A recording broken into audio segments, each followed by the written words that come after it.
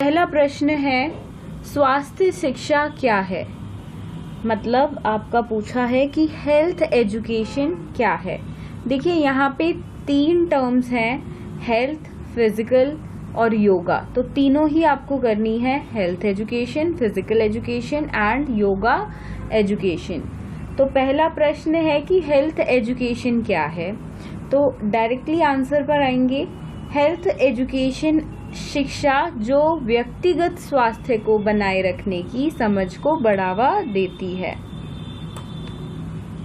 प्रश्न 2, निम्नलिखित में से कौन स्वास्थ्य शिक्षा का एक उद्देश्य है।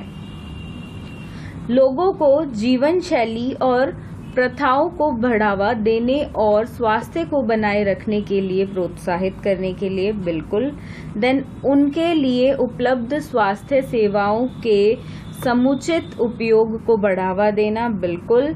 नए ज्ञान प्रदान करने के लिए रुचि जगाने, कुशल में सुधार करने और अपनी समस्याओं को हल करने के लिए तर्क संगत निर्णय लेने में दृष्टिकोण में परिवर्तन। तो बिल्कुल ऑल ऑफ देम, सबके सब उपयुक्त, सभी, ऐसा आपको ऑप्शन मिलेगा। ये ट्रांसलेशन में है तो सबके सब आपको दिख रहा है यहाँ पे। अगला है, निम्नलिखित में से कौन सा कारक स्वास्थ्य को प्रभावित करता है। जैविक, पर्यावरण, मनोवैज्ञानिक या सबके सब। तो देखिए सभी फैक्टर्स करते हैं। जैविक आपका बायोलॉजिकल हो गया, पर्यावरण एनवायरमेंटल एंड मनोवैज्ञानिक साइकोलॉजिकल। तो सबके सब उपयुक्त सभी। आयु, लिंग, वृद्धि और विकास है, इनमें से क्या है। तो स्वास्थ्य को प्रभावित करने वाले जैविक कारक हैं, ये बायोलॉजिकल फैक्टर्स हैं जो आपकी हेल्थ पे इन्फ्लुएंस डालते हैं, ना कि भावनात्मक है, ना ही मनोवैज्ञानिक। अगला है, एक छात्र एक नया जटिल मोटर कारक सीख रहा है। छात्रों को सीखने में हस्तांतरण के सिद्धांत से सबसे अधिक लाभ होगा यदि। यहाँ पे 4 ऑप्शंस गिवन हैं। पहला है, नया मोटर कौशल पहले से ही महारत हासिल करने के समान है। अगला है, छात्रों को शिक्षकों और साथियों दोनों के प्रतिक्रिया के लिए खुला है। अगला है, नई मोटर कौशल एक नियंत्रण के बजाय एक असतत कौशल है। मोटर कौशल के बारे में छात्रों की कोई पूर्ण धारणा नहीं है। ये आपका आखिर ऑप्शन है, आखिरी वाला। तो जो सही है वो है पहला विकल्प आपका, नया मोटर कौशल पहले से ही महारत हासिल करने के समान है।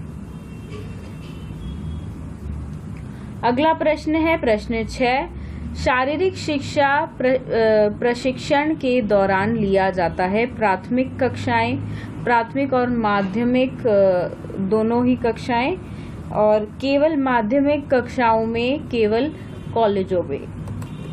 तो सही उत्तर यहाँ पे आपका है प्राइमरी एंड सेकेंडरी दोनों ही क्लासों में, मतलब प्राथमिक और माध्यमिक दोनों वर्गों में। शारीरिक शिक्षा में मदद करता है इनमें से क्या। पहला है उचित विकास और विकास, मतलब बेसिकली यहाँ पे है ग्रोथ एंड डेवलपमेंट। तो ये हिंदी ट्रांसलेशन इसका ठीक से नहीं हुआ। अगला है शरीर को विभिन्न प्रणालियों को समुचित कार्य बेहतर। देन यहाँ पे ये वर्ड है आपका न्यूरोमस्कुलर कोऑर्डिनेशन, मतलब समन्वय के माध्यम से कौशल का विकास। तो उपयुक्त सभी। अगला है प्रश्न 8, निम्नलिखित में से कौन शारीरिक शिक्षा के बारे में गलत धारणा नहीं है। सीधा उत्तर पे आएंगे। आखिरी विकल्प आपका, मोटर कौशल के विकास और सजगता बढ़ाने के लिए हाई स्कूल में शारीरिक शिक्षा आवश्यक है। अगला है, जिस तरह से एक व्यक्ति बैठता है, खड़ा होता है, चलता है आदि के रूप में जाना जाता है क्या। ये सब उसका पोस्चर है बेसिकली, जो आपका आसन बोलेंगे, ना कि जिमिंग ना व्यायाम बोलेंगे, या इनमें से कोई नहीं होगा क्योंकि आसन सही है।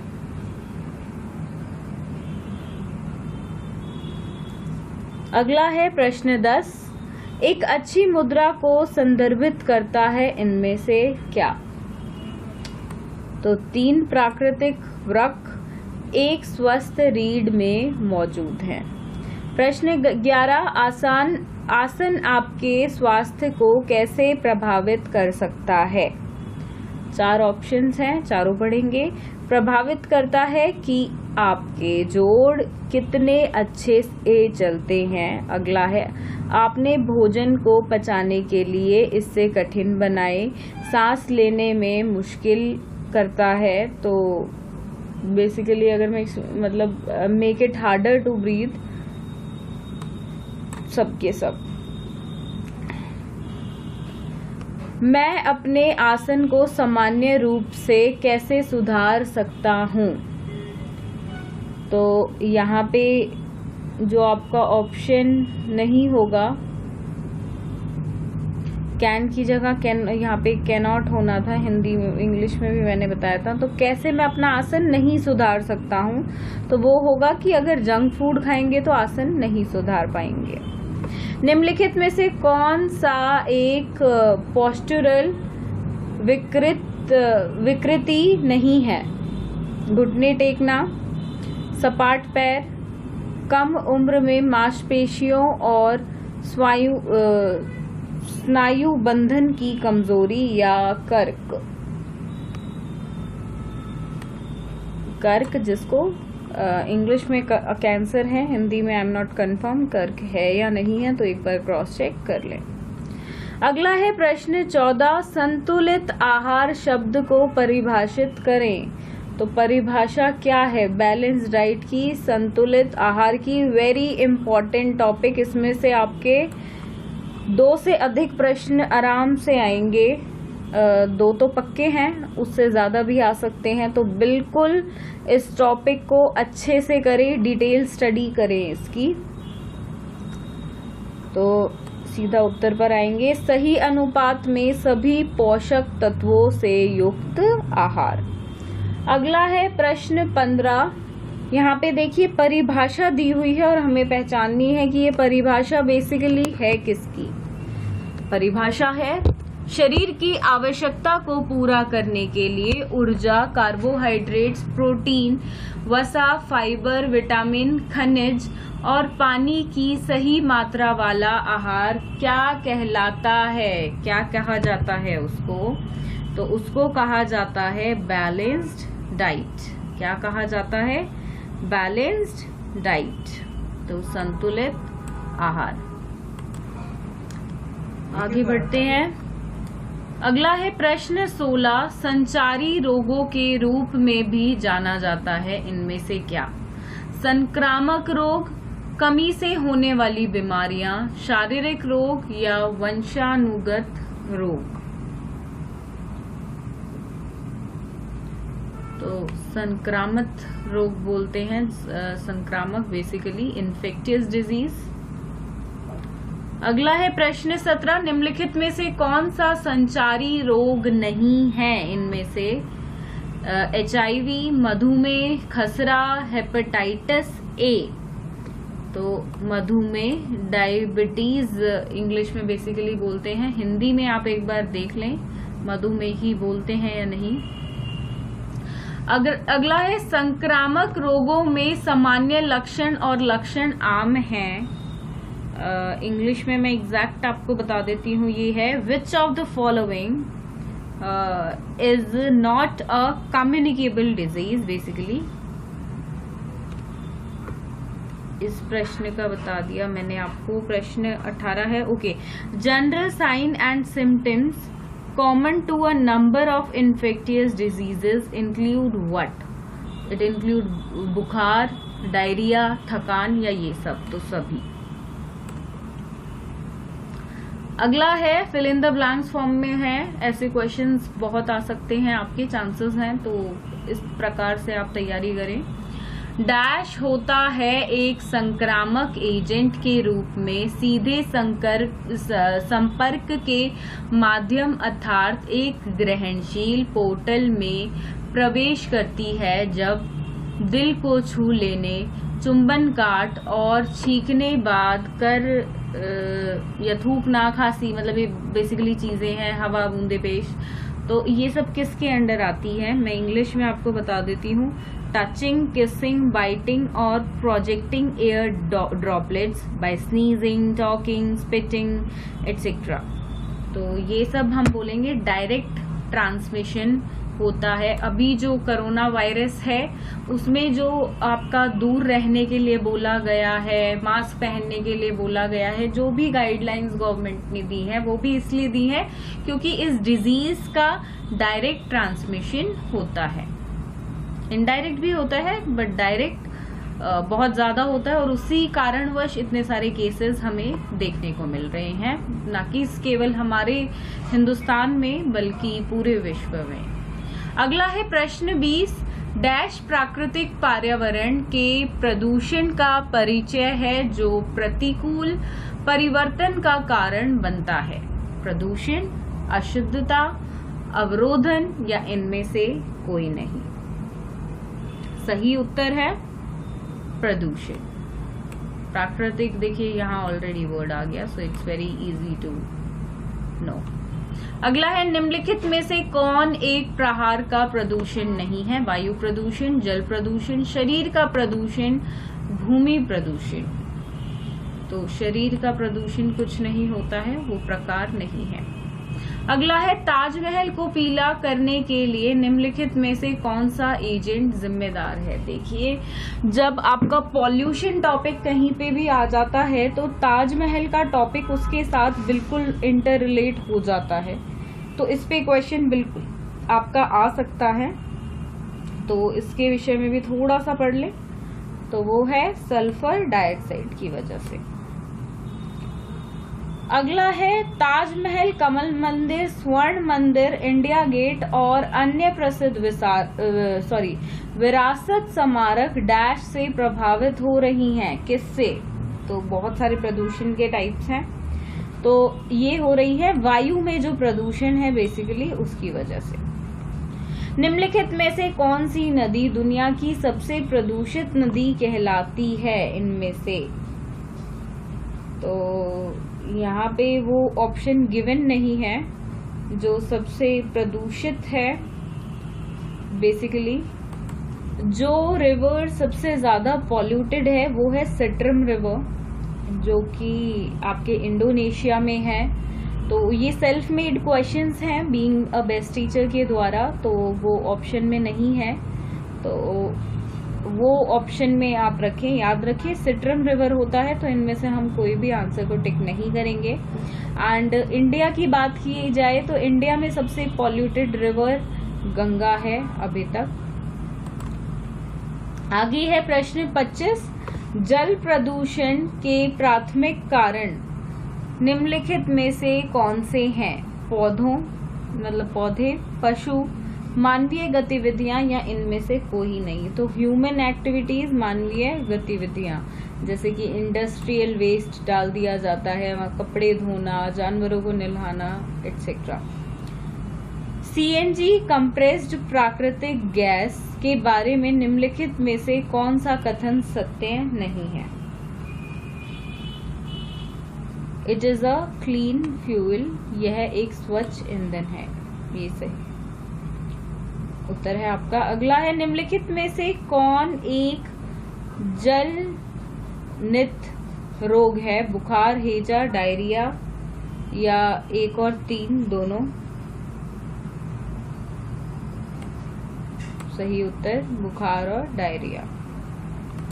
प्रश्न 28। निम्नलिखित किसी भी व्यक्ति को मामूली या गंभीर बीमारी या चोट से पीड़ित किसी भी व्यक्ति को दी जाने वाली पहली और तत्काल सहायता जीवन को संरक्षित करने के लिए प्रदान की गई देखभाल के साथ स्थिति को बिगड़ने से रोकने के लिए या वसूली को बढ़ावा देने के लिए कहा जाता है क्या? देखिए, ये है फर्स्ट एड की, जो आपकी पहली चिकित्सा होती है, फर्स्ट एड ये है। एंड फर्स्ट एड का कॉन्सेप्ट बहुत इंटरेस्टिंग है एंड ये सभी को पता भी होना चाहिए। बेसिकली हमें कभी भी इसकी नीड पड़ सकती है, किसी को हेल्प देने के लिए या खुद हेल्प लेने के लिए, तो इट इज़ वेरी इंपॉर्टेंट कि इस टॉपिक को आप सभी समझें। एंड कुछ थोड़ी बहुत मिस्टेक हो इंग्लिश टू हिंदी ट्रांसलेशन में, तो उसके लिए बिल्कुल माफ़ी चाहेंगे। किसी भी प्रश्न में अगर आपको देखने को मिली हो तो आप उसको करेक्ट करके कमेंट बॉक्स में लिख सकते हैं, ताकि और सभी की भी सहायता हो जाए और साथ में हमें भी अपनी गलतियों का पता चल सके। अगला है प्रश्न 29, कार्बन डाइऑक्साइड CFS या अन्य प्रदूषकों के बढ़ते हुए स्तर के कारण, ग्रीन हाउस प्रभाव के कारण पृथ्वी के वायुमंडल के समग्र तापमान में धीरे धीरे वृद्धि होती है। बिल्कुल, प्रदूषण, ग्रीन हाउस प्रभाव, संतुलित आहार या वायु प्रदूषण, ये ऑलरेडी आ गया है आंसर में, बिकॉज ये इंग्लिश टू हिंदी ट्रांसलेशन है। वहां पे ये बिल्कुल देखिए फिट बैठ रहा था, पर कई चीज़ों को ट्रांसलेशन करते हैं तो वो क्वेश्चंस फिट नहीं बैठते हैं, तो this is one of them. ये क्वेश्चन आ सकता है बट थोड़ा सा आपका मॉडिफाई होके आएगा, थोड़ा सा लैंग्वेज चेंज डेफिनेटली मिलेगी। अगला है, किस दिन को अंतर्राष्ट्रीय योग दिवस के रूप में मनाया जाता है? जब से भाजपा की सरकार है तो तब से वो दिन बहुत ही धूमधाम से पूरे भारतवर्ष में मनाया जा रहा है। तो अब हम सभी को पता है कि 21 जून को है, क्योंकि फिट इंडिया कैंपेन की बात करें या योगा दिवस को बड़े पैमाने पे सेलिब्रेट करने की बात करें, स्कूलों में, कॉलेजों में, इंस्टीट्यूट्स में या अलग अलग छोटी छोटी जगहों पे, बड़ी बड़ी जगहों पे, तो हम सबको अब इतना फेमिलियर हो गए हैं इस डेट के साथ कि हमें पता है कि जून 21 को अंतर्राष्ट्रीय योग दिवस मनाया जाता है। योग शब्द को व्युत्पत्ति व्युत्पन्न के लिए संस्कृत मूल क्रिया रूप कौन सा है? युग, युजे, युगे, युज, युजे। सही उत्तर जो आपका है वो है युज, ये आपका सही उत्तर है। योगा शब्द की जो उत्पत्ति है वो युज, मतलब आपका य के नीचे ऊ की मात्रा फिर ज, तो हिंदी में ट्रांसलेशन में थोड़ी डिफिकल्टी हो गई यहाँ पे। अगला है, योग शिक्षा में मदद करता है इनमें से क्या? तो सभी के सभी। अगला है प्रश्न 33, योग शिक्षा का उद्देश्य और उद्देश्य क्या है? थोड़ी सी ट्रांसलेशन मिस्टेक्स मिल जाएंगी आपको, मतलब एम एंड ऑब्जेक्टिव्स क्या हैं?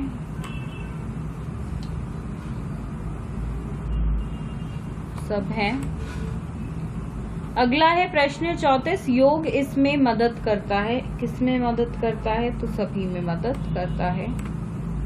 सबको याद भी करें आप, ताकि क्योंकि किस में मदद नहीं करता है या अलग एक ऑप्शन सही दे दे बाकी तीनों चेंज कर दे एग्जामिनर, तो आपको उस हिसाब से अपना मतलब लर्निंग उस हिसाब से करना है, उस हिसाब से समझना है, ताकि क्वेश्चन कैसे भी मॉडिफाई होके चेंज होकर आए तो आप उसको अटेंड कर पाए।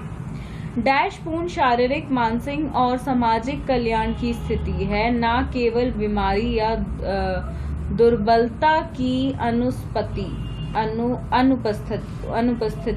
उपस्थिति सॉरी थोड़ा सा कुछ शब्दों को बोलने में दिक्कत आ जाती है। तो इसका उत्तर है हेल्थ, स्वास्थ्य। अगला है, निम्नलिखित में से कौन सा स्वास्थ्य शिक्षा का उद्देश्य नहीं है? ध्यान से पढ़ेंगे, नहीं है पूछा है। छात्रों को स्वास्थ्य और शारीरिक शिक्षा विषय में अच्छे अंक लाने में मदद करना। देखिए, मार्क्स, अंक कभी भी हमारा मोटिव नहीं होते हैं, ऑब्जेक्टिव नहीं होते हैं। निम्नलिखित में से कौन सा कारक स्वास्थ्य को प्रभावित करता है? 4 ऑप्शंस हैं, तो सभी करते हैं। प्रश्न 38 है यहाँ पे, स्कूल स्वास्थ्य कार्यक्रम में शिक्षक की भूमिका क्या है? इनमें से role of the teacher in school health programme, तो सभी हैं, रीड करें आप। अगला है प्रश्न 39, थर्ड डिग्री बर्न के लक्षण इनमें से क्या हैं? पहला विकल्प सही था। प्रश्न 40, गंभीर रक्तस्राव के लिए आपको सबसे पहले क्या करना चाहिए?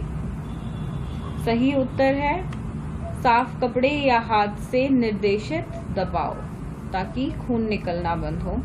किसी मरीज की स्थिति की जांच करते समय आपकी ये है आप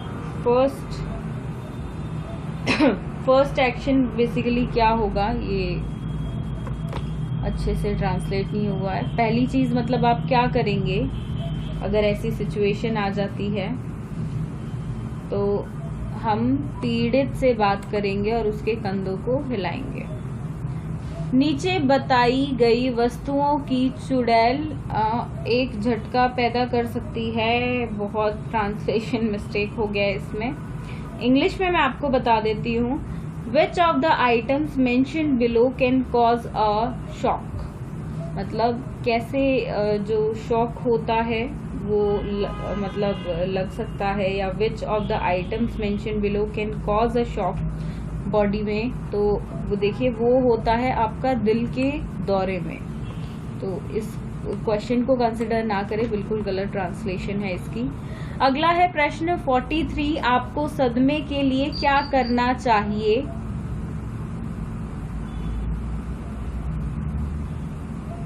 अगर किसी को सदमा लग जाता है तो उसमें क्या करें? तो पीने के लिए कुछ भी ना दें उस पर्टिकुलर इंसान को, यात्री को फिर से आश्वासन दें और चिकित्सा सहायता लें। ये है सही उत्तर आपका। अगला है प्रश्न 44, छोटे कट के लिए आप क्या करते हैं? अगर छोटा सा कोई कट लग जाता है तो उसके लिए क्या करते हैं? तो पहला है साबुन और पानी से धोएं। एक जो आपकी पट्टी है, पट्टी के साथ उसको कवर करें, जिसको स्टेराइल बैंडेज हम बोलते हैं। तो बांझ पट्टी है, स्टेराइल को आप देख लें क्या बोलते हैं। सीपीआर प्रक्रिया में क्या शामिल है? बहुत इंपॉर्टेंट भी है, बहुत रेस्क्यू होते हैं इससे। तो rescue, breathing and chest compression. क्या रक्त परिसंचरण को रोक सकता है? दिल का दौरा। अगर कोई अचानक से गंभीर रूप में खून बहने लगे किसी का, तो आप क्या करेंगे? तो हम प्रेशर लगाएंगे, क्योंकि उससे खून निकलना बंद हो जाएगा। एंड मेक श्योर आप उसको दबाए रखिए जब तक वो पर्टिकुलर इंसान हॉस्पिटल तक ना पहुंच जाए, चाहे किसी साफ सुथरे कपड़े से या अपने हाथ से दबाव डालें। प्रश्न 48 है यहाँ पे, आप सांस लेने की जांच कैसे करते हैं? चारों ऑप्शंस, देखो, सुनो और महसूस करो। एक नक्सीर द्वारा रोका जा सकता है। नोज मतलब किसी को अगर नक्सीरी छूट गई है, नोज ब्लीडिंग हो गई है, तो कैसे रोका जा सकता है?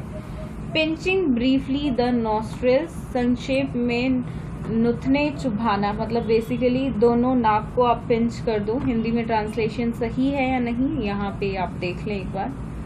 आखिरी प्रश्न है प्रश्न 50, किसी मरीज की स्थिति की जांच करते समय आपकी फर्स्ट कार्रवाई क्या होगी? तो सबसे पहले ये रिपीट हो गया क्वेश्चन, पीड़ित से बात करेंगे और उसके शोल्डर से लाएंगे, ना कि ये गलत हो गया है, शोल्डर्स की जगह शोल्डर्स हो गया होगा और उसका ट्रांसलेशन सैनिको हो गया है। तो शोल्डर मतलब कंधे हिलाएंगे। तो ये थे कुछ 50 आपके exact questions from your subject health, physical and yoga education. देखिए एग्जाम में बिल्कुल टाइम नहीं है, इसलिए जैसा भी मटेरियल बन पा रहा है हिंदी में, क्योंकि हिंदी में पहला प्रयास है हमारे चैनल के द्वारा कि हिंदी मीडियम के भी बच्चों की सहायता जितने अच्छे लेवल पे हम करा सकते हैं कराएं। एंड एक ही वीडियो में आपको 50 क्वेश्चंस कराए जाते हैं एंड ऑलमोस्ट हम सभी सब्जेक्ट्स कवर कर चुके हैं। अगर किसी पर्टिकुलर सब्जेक्ट में आपको क्वेश्चंस चाहिए तो प्लीज़ कमेंट बॉक्स में लिखें, बिल्कुल हमारी कोशिश रहेगी उस पर्टिकुलर सब्जेक्ट पे भी वीडियो बनाने की। एंड वीडियो आपको पसंद आई हो तो लाइक कर दें, अपने दोस्तों के साथ शेयर करें और हमारे चैनल को सब्सक्राइब कर लें ताकि आपको भविष्य में भी ऐसी अच्छी वीडियोस मिलती रहे। धन्यवाद।